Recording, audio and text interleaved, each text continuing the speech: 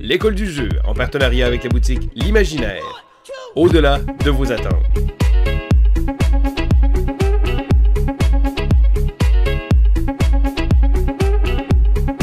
Bonjour et bienvenue à l'école du jeu, mon nom est Sylvain et on se retrouve encore une autre fois pour le top des années.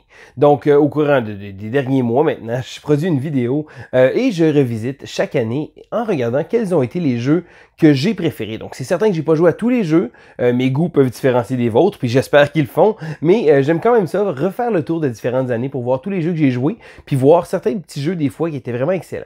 Et l'année 2015, je dirais que j'ai énormément de bons jeux qui ont été joués. Pas nécessairement des jeux qui sont vraiment excellents, la meilleure année que je pourrais dire, écoute, c'est une grosse année, mais il me semble qu'en regardant la liste, les choix ont été plus difficiles. Bon, certaines des premières positions étaient très faciles pour moi à repérer, mais lorsqu'on tombe dans le milieu, les positions 3 à 6, et même après la liste que je me suis faite, j'ai fait une liste beaucoup plus longue qu'à l'habitude. Je dirais que d'habitude, je m'arrête à peut-être une dizaine de titres très intéressants, et là, j'ai monté jusqu'à 15 titres. Je vais d'ailleurs faire un petit peu de name drop à la fin de l'épisode pour pouvoir vous dire quel jeu que j'ai considéré peut-être faire le top.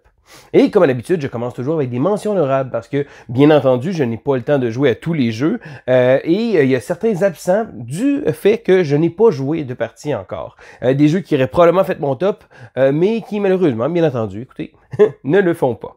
On va commencer immédiatement avec un jeu qui est un jeu que j'avais peu d'intérêt au départ parce que j'ai beaucoup joué à Pandémie. Je dirais que je me suis tanné assez vite. On a joué une quinzaine de parties, on a joué très rapidement pendant un gros laps de temps et je trouve que les pandémies revenaient relativement au même. Pandémie Legacy, malgré tout le buzz que les gens ont eu, c'était pas un concept qui me plaisait tant que ça, j'étais pas très intéressé, mais là récemment je revis le côté Legacy d'un jeu avec Aeon Zen Legacy et là c'est un Legacy coop et je me rends compte que faire un Legacy en coop c'est vraiment amusant. Je suis pas fermé à l'idée de faire la saison 1, même que je vais probablement essayer de me trouver un groupe pour éventuellement le faire, c'est certain que le temps manque, mais Pandémie saison 1 est un jeu qui ne fait pas ma liste, mais que je suis très intéressé à y jouer. Un autre jeu qui ne fait pas ma liste, mais celui-là, je veux également le jouer. Donc, mes amis, les amateurs de Lacerda comme Marco, eh bien, je suis vierge de Lacerda. Je n'ai jamais joué à un jeu du designer Vital Lacerda. Il y en a beaucoup très intéressants, Lisboa, Kanban, mais celui-là est un jeu qui, justement, est sorti en 2015 et que j'ai vraiment envie d'essayer. C'est The Gallerist. Oui, c'est certain, The Gallerist est un jeu assez lourd, assez gros, mais ça a l'air tellement intéressant. J'aime beaucoup le thème utilisé et ça fait déjà plusieurs fois. Donc, Marco, justement, dépêche-toi parce que là, j'ai vraiment hâte d'essayer The Gallerist. Ensuite, un autre jeu, celui-là que j'ai dans ma collection, mais que je n'ai pas joué encore. JP est un gros fan de la série, c'est Time Stories. Je n'ai pas trouvé le bon moment encore d'introduire Time Stories dans si on veut, ma ronde de jeu, mais je pense que quand je vais le faire, c'est le genre de... Je vais probablement dévorer les extensions une après l'autre. Donc, je suis pas pressé de le commencer, mais c'est certain que j'ai très hâte. Il fait partie de ma bibliothèque, pas joué encore, mais je pense que quand je vais commencer, là, je vais partir en grande. Et maintenant, d'habitude, bon, d'habitude, je prends trois mentions honorables, mais là, j'en rajoute une quatrième parce que, écoutez, il y a plein de monde qui vont me regarder avec des gros yeux, que ce soit Mathieu, JP, même, écoute, un paquet de monde, même si on veut, les gars de Victo aussi, c'est le jeu Trickerion. Trickerion est un jeu que je n'ai pas joué. Je sais pas qu'est-ce que ce jeu-là a, mais on dirait qu'il m'attire pas tant que ça. Pourtant, tout le monde le dit, c'est un excellent jeu. Puis d'un autre côté, des fois, ça fait du bien de pas trop s'intéresser à un jeu parce que ça évite à générer des nouveaux besoins puis des nouveaux besoins d'acheter des jeux. Donc, ma catégorie de jeux assez lourd est très limitée. Donc, c'est très difficile souvent de les jouer. Mais Trickerion est un jeu qui a vraiment beaucoup de fans. Il y a beaucoup d'amis à moi qui sont fans de ce jeu-là. Mais il ne fait pas mon top, justement, parce que je n'y ai pas joué. Alors, on va y aller immédiatement avec le numéro 6. Numéro 6. En 6e place, c'est un jeu... Je dirais que dans tous mes tops, j'ai toujours un petit jeu de party, un petit jeu qui va vraiment... pas nécessairement dans mes cordes, mais qui sort très bien. Et cette fois-ci, c'est le jeu Codenames. Codenames est un jeu de party vraiment génial. On peut jouer à beaucoup de joueurs. Je dirais que des fois, on a des soirées avec des amis qui sont un peu moins gamers, mais ça joue en équipe, donc on divise ça en 2 équipes. Le jeu est très amusant. Il va falloir devoir isoler certains mots qu'il va falloir faire deviner à l'autre équipe. Avec ça, on va pouvoir donner des indices très courts, un seul mot, et on va devoir nommer le nombre de cartes sur lesquelles il s'applique. En gros, c'est vraiment un petit jeu de déduction qu'on va jouer en équipe, mais je pense que même si c'est un jeu de party, c'est un jeu que je trouve vraiment intelligent parce que c'est bien pensé. Ça nous force à essayer de penser hors des sentiers battus, mais des fois, ça se peut qu'on justement, on pense trop vague, qu'on n'aide pas notre équipe, des choses comme ça. Fait que je dirais que Codenames, comme jeu de party, si jamais même vous n'êtes pas des fans de jeux de party, vous êtes plus gros joueurs, ça reste un jeu très, très sortable, je dirais, en groupe. Donc c'est certain que bon, entre amis gamers, on serait pas nécessairement le premier choix, mais je trouve que Codenames est un beau jeu de tremplin aussi vers le jeu de société moderne. C'est le genre de jeu qu'on peut apporter dans notre famille, puis ça va être un gros hit à chaque fois. Ça, je vous le garantis, et c'est pour ça qu'il est numéro 6. Numéro 5. En cinquième place, on retrouve un jeu qui est un placement d'ouvriers. Et lorsque, il y a quelques temps déjà, même plusieurs mois, j'ai fait une vidéo sur mon top 6 de mes jeux de placement d'ouvriers favoris. Donc, les jeux qui utilisent le mécanisme de la façon la plus originale, mais différente un peu. Raiders of the North Sea, donc les pillards de la mer du Nord. En fait, ce jeu-là a commencé toute une trend, parce qu'après ça, il y a eu une trilogie de jeux qui sont sortis. Je dirais que les pillards de la mer du Nord étaient quand même le maillon fort, je dirais, de cette première trilogie. Et là, il y a les architectes du Royaume de l'Ouest qui sont sortis. Un autre excellent jeu, très récent. Et là, bientôt, il y a les Paladins qui vont sortir, of the West Kingdom. Fait que je dirais que j'aime ce que Shem Phillips fait avec ses franchises. Il y a une belle trilogie comme ça. Et Raiders est le jeu qui l'a commencé. Et sérieusement, c'est un placement d'ouvriers très, très original. Parce que souvent, on va avoir plusieurs ouvriers. Mais là, ce qu'on va faire, on va toujours placer un ouvrier pour réaliser une action et ensuite enlever un autre ouvrier ailleurs pour réaliser une autre action. Et là, c'est le concept de faire 2 actions par tour, mais on ne pourrait pas nécessairement toujours les faire dans l'ordre qu'on le désire. Donc, ça amène des choix très intéressants. Si on rajoute les extensions, le jeu prend vraiment une petite couche de plus, vient vraiment donner un bon step-up. Ça le transforme d'un placement d'ouvrier relativement accessible en vraiment un jeu un peu plus complet. C'est pour ça qu'il mérite sa place dans mon palmarès, Raiders of the North Sea. Numéro 4. En quatrième place, on retrouve un jeu qui est illustré par mes artistes favoris, Mr. Cuddington. Le jeu Steampunk Rally. Alors, Steampunk Rally est un jeu de course. Donc, habituellement, les jeux de course, c'est pas nécessairement ma tasse de thé, mais dans celui-là, on va devoir créer un moteur, créer une machine steampunk, un peu engine builder, je dirais. C'est drôle parce que c'est au sens littéral et le concept même du jeu, parce que on va avoir des cartes et là-dessus, on va pouvoir placer des dés qui vont s'activer. Donc, différentes sources d'énergie, que ce soit de l'électricité, de la chaleur ou encore de la vapeur. On va prendre avec les petites cartes, on va fabriquer une machine. Mais là, bien entendu, ces machines-là seront pas nécessairement toujours fiables et ça se peut que si jamais on décide d'aller très rapidement, qu'on brise notre machine, les cartes vont devoir partir, c'est vraiment une course folle et c'est vraiment un bon engine builder. Donc c'est vraiment génial parce que le mécanisme de draft de cartes est très très bien pensé. C'est un jeu très rapide parce que ce qui est le fun avec ce jeu-là, étant donné que c'est un jeu de draft, donc tout le monde joue de manière simultanée, eh bien les parties, on peut jouer jusqu'à 7 joueurs, vont toujours durer environ 45 minutes. J'ai joué des parties de 3 jusqu'à 7 joueurs et c'est toujours aux alentours de 35-45 minutes pour un jeu très très agréable. Certains qu'il faut que ça roule, quand on comprend le concept de fabriquer, c'est un peu solitaire. Bon, certains, on va placer nos dés, on va les activer, ils vont perdre justement des valeurs, on va pouvoir essayer de les stimer pour les faire sortir, pour pouvoir placer des nouveaux dés pour les activer. Il y a quelques petites cartes d'interaction, bien sûr c'est une course, ça se peut qu'on se fasse découvrir, mais en gros c'est certain qu'on va tous jouer de notre côté en faisant nos drafts, mais c'est un jeu tellement bien pensé, c'est vraiment un visuel très accrocheur. Bon, c'est Mr. Cuddington qui a fait le artwork, mais en plus de ça, je dirais que le jeu a vraiment un bon feeling. Puis, comme étant donné qu'on fabrique un moteur, si on veut, on fabrique notre machine, c'est vraiment un engine builder dans le sens propre. Steampunk Rally. Numéro 3. On est rendu en 3e place et cette fois-ci, j'aurais pu le nommer quelques années plus tôt. Il y avait sorti le jeu, la version de base. La version de base est un peu manquante. Ils ont rajouté une extension, qui a rajouté quelques modules et après ça, ils ont décidé pourquoi ne pas faire une refonte. Et là, habituellement, je prends toujours les originaux, mais là, dans ce cas-là, Viticulture Essential Edition mérite sa place dans mon top de 2015. Parce que Viticulture était à la base un bon jeu de Stonemaier Games, mais il manquait quelques petites choses qui ont été rajoutées dans une extension. Ensuite, de l'extension, ils ont décidé de...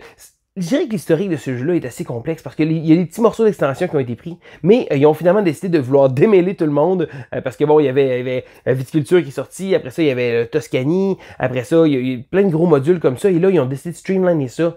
Viticulture Essential Edition. Donc, ils ont pris quelques petits modules à gauche et à droite et les modules les plus intéressants, ils ont placé dans un jeu de base. Donc, c'est certain. Après ça, il y a une autre extension, Tuscany Essential, qui est arrivée et qui est venue compléter un peu le jeu. Mais je pense qu'il a bien mérité sa refonte et c'est pour ça qu'il fait sa place dans ce nouveau palmarès-là, sous sa forme de la version essentielle.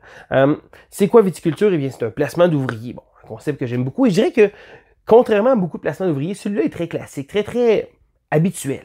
Je dirais que à la base, les mécanismes sont peut-être pas nécessairement super, super fancy parce que, bon, on prend exemple Raiders of the North Sea que j'ai nommé plus tôt, qui faisait ça de manière différente, mais là, c'est un placement d'ouvrier classique, mais c'est drôlement efficace. Le thème de faire du vin, on va devoir faire mûrir des grappes de raisin pour pouvoir produire du vin, remplir des commandes. C'est certain qu'il y a une part de hasard parce que les commandes qu'on fait, les types de vignes qu'on va pouvoir faire pousser, c'est souvent du hasard avec des cartes, mais personnellement, j'aime beaucoup le thème de ce jeu-là et l'extension de Tuscany vient vraiment rajouter une couche par-dessus. Ça transforme le jeu en un très bon jeu, en un excellent jeu, je trouve. Ceci dit, Viticulture mérite sa place, un excellent jeu et c'est pour ça qu'il est en numéro 3. Numéro 2. OK, on est rendu au numéro 2 et là, ça a été très difficile parce que même en faisant cette vidéo-là, j'ai changé mon choix quelques fois et là, c'est très difficile et je vais devoir faire un choix immédiatement là sur le spot parce que, bon, la caméra roule et je suis rendu à mon numéro 2. Des fois, il y a des mécanismes, des jeux qui sont impressionnants, qui sont gros, on a l'impression qu'ils sont vraiment hors de notre portée, mais c'est pas nécessairement le cas. Mon numéro 2, et là, Pierre-Olivier va être un peu déçu qu'il soit numéro 2, mais c'est le jeu Food Chain Magnate. Food Chain Magnate est un jeu de Splotter Games. Visuellement, ça n'a pas de l'air à grand-chose. Je dirais que le jeu est le visuel est très ordinaire. Quand les gens le voient, ça n'a pas un gros buzz, je dirais, sur une table. Mais par exemple, là où le jeu est pas très impressionnant sur le plateau de jeu, le mécanisme de jeu, donc la façon de jouer, c'est vraiment absolument génial. J'en ai parlé récemment dans mon coin neuf, je ne vais pas m'éterniser trop longtemps sur ce jeu-là, mais dans Food Chain Magnate, on va devoir faire prospérer une chaîne de restauration rapide. Donc c'est aussi simple que ça.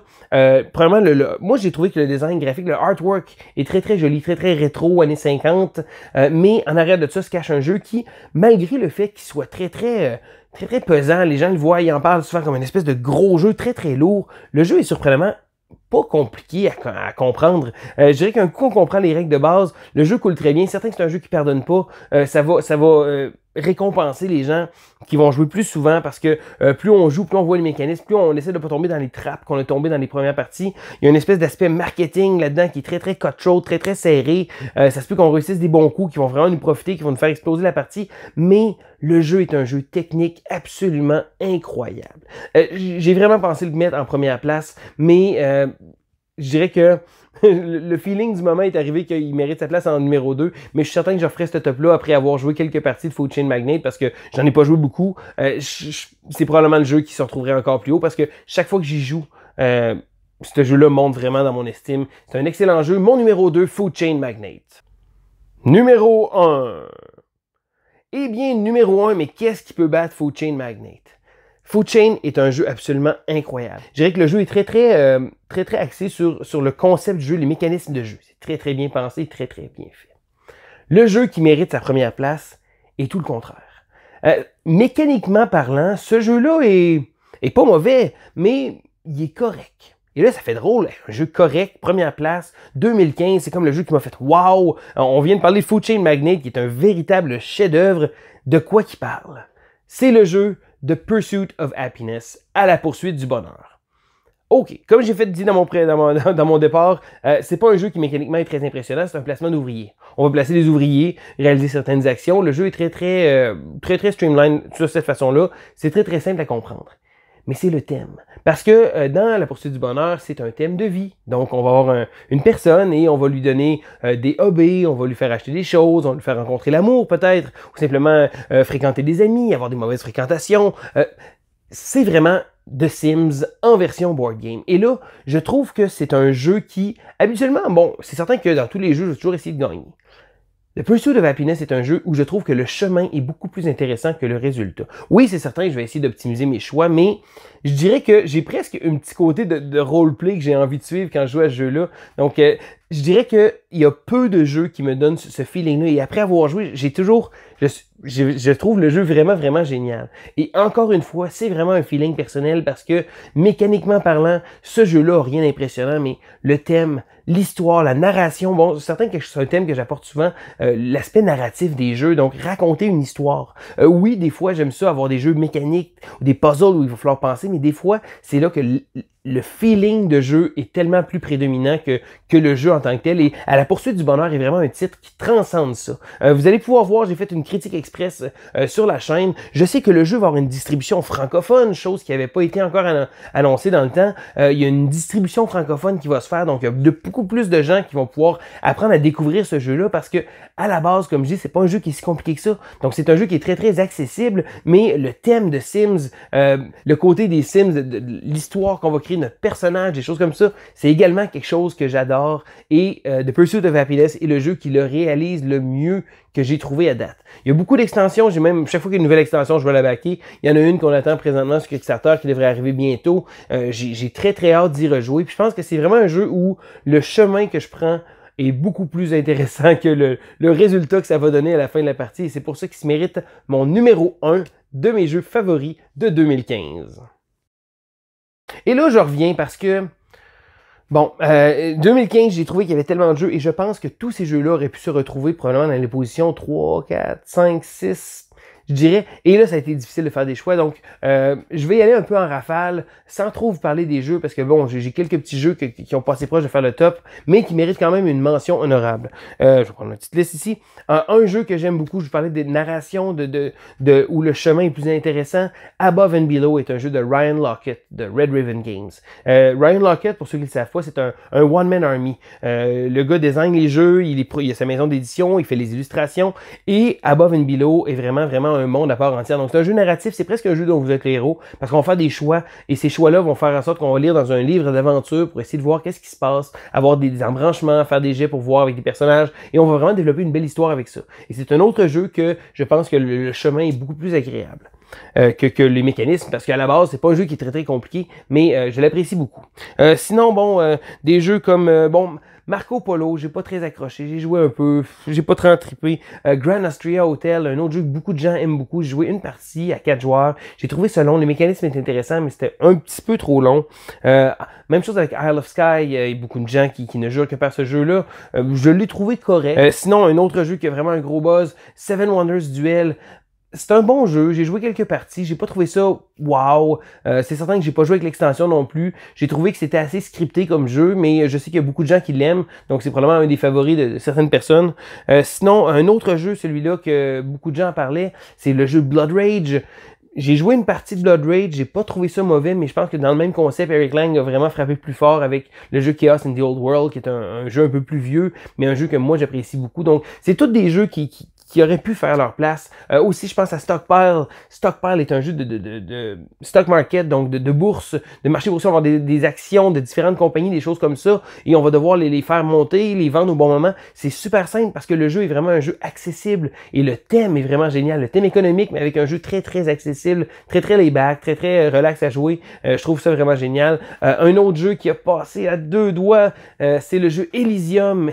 Elysium, un jeu de engine building, tableau building en fait. Vraiment un jeu que j'aime beaucoup. J'y ai joué un peu, certain que je dirais qu'il y a tellement de jeux à m'emmener, puis ça c'était un créneau qui est très disais important pour moi parce que les tableaux builders, c'est vraiment ce qui me fait triper. Elysium, malheureusement, n'était pas quand on le compare avec Terraforming Mars ou Imperial Settlers, c'est certain qu'Elysium est un peu plus bas, mais c'est tous d'excellents jeux. Donc, je pense que j'aurais pu passer en masse de temps à parler de tous ces jeux-là, pouvoir vous énumérer d'autres jeux, parce que la liste continuait, mais je veux savoir, vous, quel a été votre jeu de 2015 favori? Donc, est-ce que vous êtes d'accord avec mes choix? Est-ce que j'aurais dû mettre Food Chain Magnate en numéro 1? Les gens qui ont joué vont probablement me dire qu'est-ce que je fais là de le mettre en numéro 2, mais je dirais qu'il y a tellement de jeux intéressants, et c'est ça qui est le fun, parce que des fois, c'est pas nécessairement que c'est un chef-d'œuvre ludique, c'est juste un bon feeling, un feel-good moment avec un jeu qui va nous donner, qui va lui faire monter les échelons. Donc vous, c'est quoi votre jeu favori de 2015? Donc, ça fait le tour de ma vidéo. C'était Sylvain pour l'école de jeu et on se dit à la prochaine!